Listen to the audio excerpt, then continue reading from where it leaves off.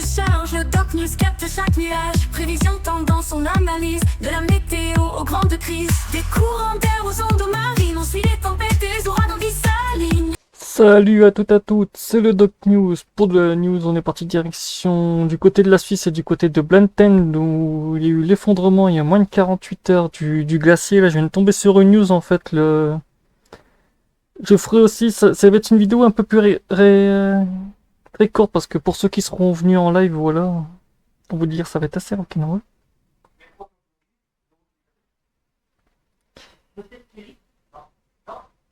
Qu'est-ce qu'il disait le glacier? Ben en fait sur l'animation on va le voir, en fait c'est un morceau de plus de 2 mètres. Le bouchon mesure plus de 2 mètres. Là on voit l'effondrement du glacier, hop, bloqué dans la vallée. Et la zone fait plus de 2 km de long, autant vous dire, ça fait un joli petit bouchon assez hardcore. Et qui bloque la rivière parce que oui, ça paraît pas, mais le mélange boue, machin, gravier et tout, en fait, c'est que la rivière commence à saturer, mais assez violemment. Parce que tout ce qui descend de la montagne, de toute façon, quand je vous ferai une analyse un peu plus poussée avec les images de Google Earth et j'en passe, parce que oui, j'ai Google Earth Pro.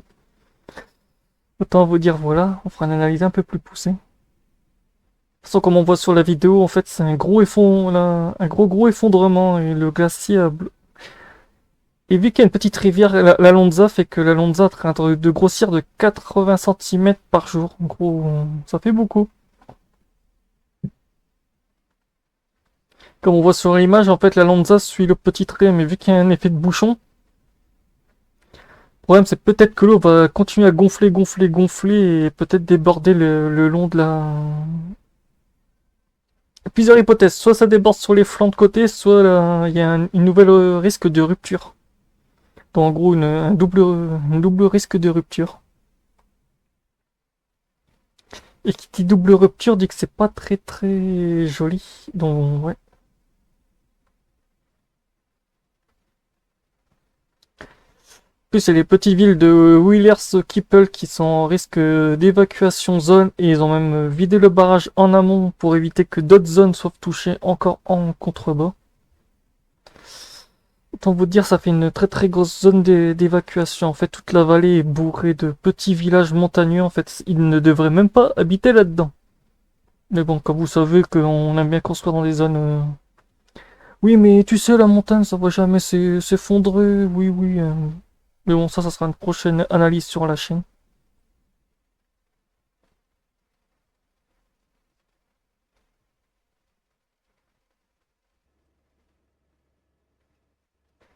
La petite vue de la Lonza, comme on voit, un gros bouchon en amont. En aval plutôt.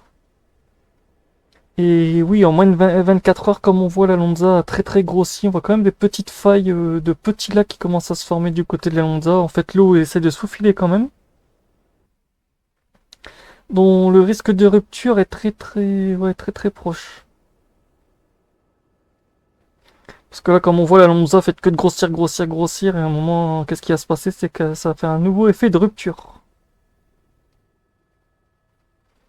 Parce que oui, il faut bien que l'eau s'évacue là. Vous voyez pas la vue par hélicoptère. C'est très très... Là, on voit l'effondrement de la vallée aussi. On voit une grosse partie qui s'est bien décrochée.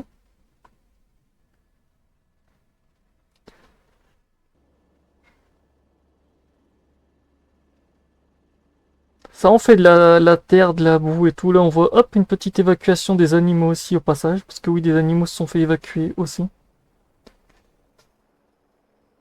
Par hélicoptère, ils ont évacué tout ce qui était moutons et d'autres animaux qui ont été touchés par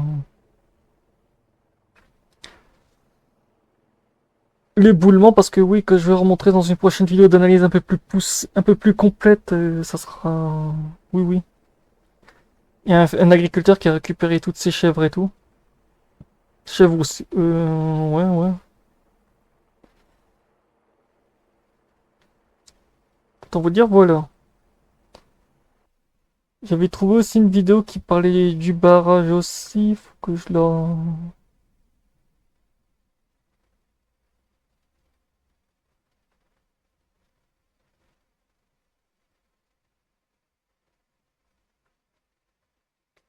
Parce que ça montrait le barrage, parce que oui, le barrage est un peu en...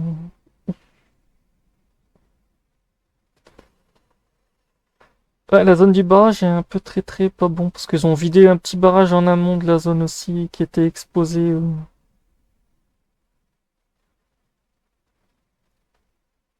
par les inondations, mais est-ce que je vois mon truc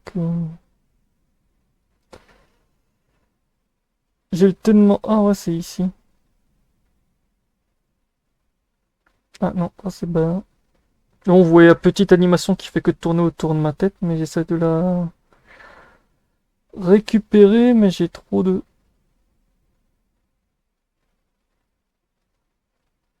Ah, c'est bon. Ouais, c'est un peu moche. Là, vous voyez le radar, ils ont vidé aussi le barrage encore plus en amont qui date de 1957, comme on voyait dans la vallée.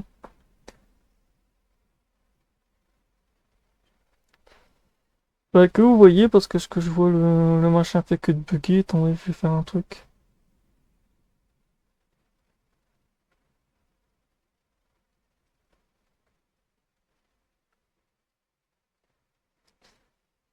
Parce que oui, le barrage, ils l'ont vidé, le petit barrage qui est pas loin de la zone, en fait, ils l'ont vidé parce que oui, comme on voit, les zones sont très très touchées par le risque de d'inondation.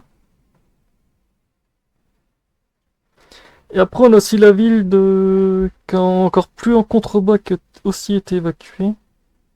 Oui, ils ont évacué tout le monde, ça... Ouch. Ça fait une évacuation assez... Parce que ouais, je suis en train de faire ça en même temps.